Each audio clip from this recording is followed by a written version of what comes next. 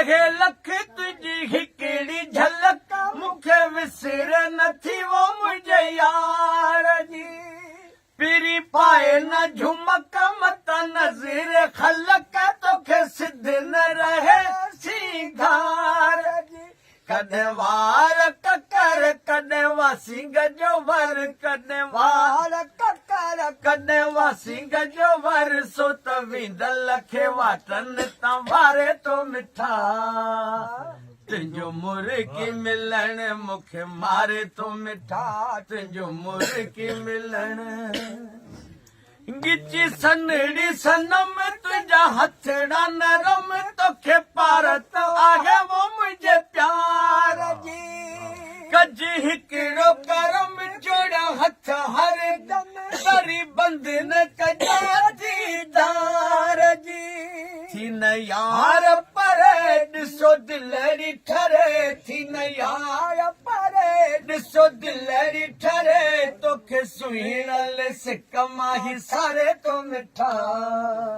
तुंहिंजो मुर्गी मिलण मूंखे मारे तो मिठा तुंहिंजो मुर्गी मिलण करियां कहिड़ी कहानी तुंहिंजी यार जवानी ॾिस केरनि सालनि खां तीरवा तुझा लबड़ा लासानी तुझी अख मस्तानी तुझा जुल्फ ॼण को ज़ंजीर तुझा वसबा वणनि ॾिसो रखी बसड़नि तुझा वसबा वणनि ॾिसो रखी बसड़नि तुंहिंजो ख़ुशि थी खिलण दिलि ठारे तो मिठा तुंहिंजो मुर्गी मिलण मूंखे मारे तो मिठा तुंहिंजो मुर्गी मिलण नबी बख्श नका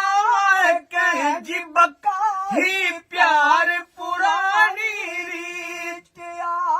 ॾिसी लो कलका कज पेर पका पंहिंजी यार पकी थी प्रीत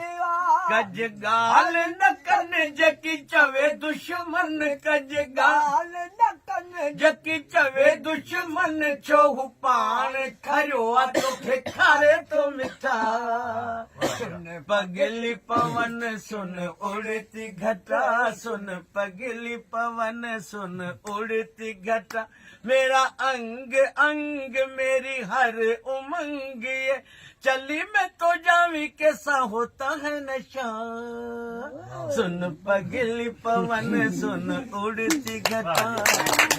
की चमक दिखलाए झलक आई बादलों के संग संग झूम के जी बोलिया ये